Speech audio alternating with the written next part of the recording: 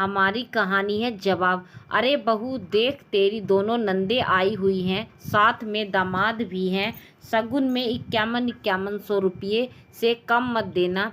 तुम पति पत्नी दोनों कमाते हो। कल्याणी जी ने अपनी छोटी बहू बरखा से कहा। हाँ भाभी, हम तो सब यही कहते हैं कि हमारी छोटी भाभी बहुत खुले दिल की है, हमें लेने देने में कंजूसी नहीं करती। आखिर सरकारी नौकरी जो है। दांत निपोड़ते हुए दोनों ननद ने कहा। बरखा की शादी अंकिता से हुई थी। बरखा शादी से पहले ही सरकारी नौकरी कर रही थी, अतः ससुराल वालों द्वारा उसकी नौकरी छुड़वा जाने का प्रश्न तो उठता ही नहीं था। बरखा के पति अंकित और विवेक 2 भाई और 2 बहनें थीं। अंकित सब भाई बहनों में छोटा था। अंकित के बड़े भाई और उसके पिताजी का जूतों का शोरूम था। अंकित खुद भी सरकारी नौकरी में ही था। अंकित के बड़े भाई विवेक की शादी नैना से हुई थी। नैना एक होम मेकर थी। बरखा की नौकरी करने की इजाज़त इसी शर्त पर दी गई थी कि इससे घर के कामकाज पर कोई असर नहीं पड़ना चाहिए।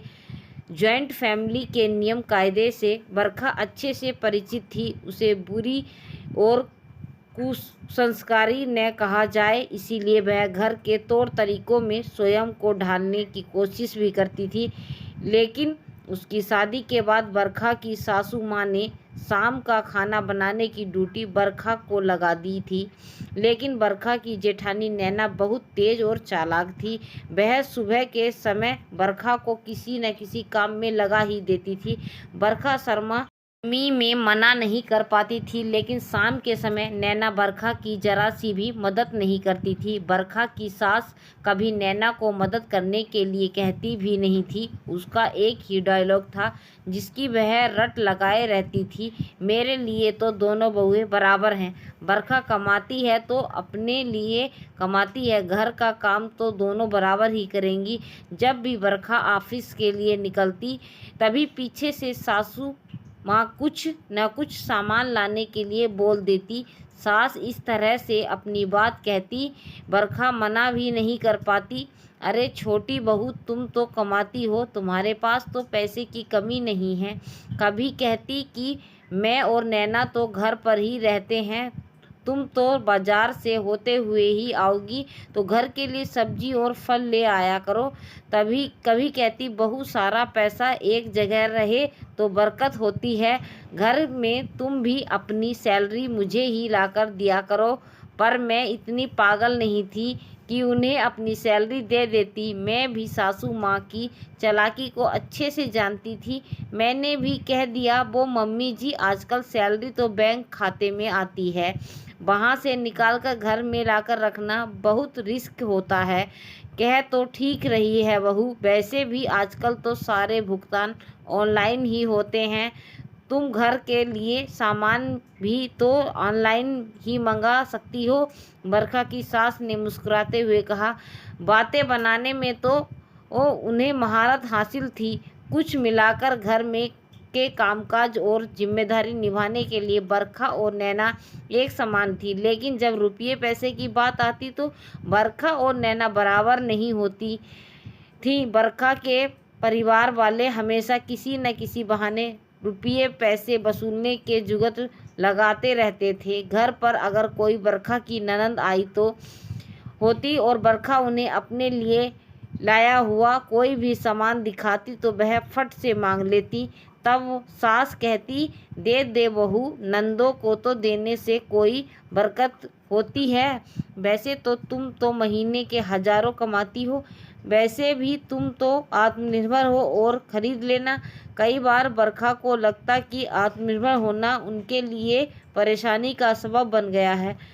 जहाँ वह काम के बोझ से दूरी हुई जा रही थी, वहीं नैना भाभी को केवल घर की जिम्मेदारी उठानी पड़ती है। कई बार जब शाम को ऑफिस से थक हार कर आने के बाद सीधा किचन में घुसना पड़ता तो वह सोचती कि कल ऑफिस जाते ही नौकरी से रिजाइन दे दूंगी।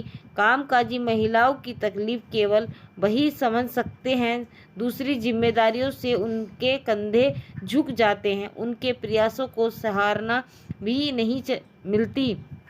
उन्हें भी हमेशा एक अच्छी बहू होने की घिसे पिटे मांगों पर परखा जाता है। लव कम अरेंज मैरिज होने के कारण बरखा पर अपने आप को साबित करने का दबाव कुछ ज़्यादा ही था। बरखा ने एक दो बार पति अंकित से बात करने की कोशिश की, तभी अंकित ने कहा घर वालों को थोड़ा समय दो, धीरे धीरे सब ठीक हो जाएगा। अंकित भी क्या करते, उनकी मम्मी की चालाकी उन्हें समझ नहीं आती थी। आज बरखा के ससुराल में एक छोटी सी कथा करवाई गई जिसमें दोनों नंदों को बुलाया गया। कथा समाप्त होने के बाद जब बरखा अपने ननंद नंदोई के पैर छूने जा रही थी तब उसकी सास ने उसे दोनों नंदों को 51-51 रुपये देने के लिए कहा, जबकि उसकी जेठानी नैना के लिए 1100 रुपये ही दिए थे। सास का दुर्व्यवहार देख आज बरखा को गुस्सा आ गया। हिम्मत करके उसने आज बोल ही दिया, दीदी आप लोगों के लिए आपकी दोनों भाभियां बराबर हैं, मैं भी उतनी ही शगुन दूंगी जितना जेठानी जी ने दिया है। यह क्या बोल रही हो बहू? बरखा की सास तुनक कर बोली, हाँ माँ जी ठीक ही तो कह रही हूँ, आपके लिए तो दोनों बहुएं बराबर हैं, मैं और जेठानी जी बराबर हैं शगुन देने। हम घर के काम भी तो बराबर ही करते हैं, वैसे भी अपने ही तो हैं, कहा था कि मैं अपने लिए कमाती हूँ। बहू की बात सुन सास और जेठानी का मुंह फटा का फटा रह गया।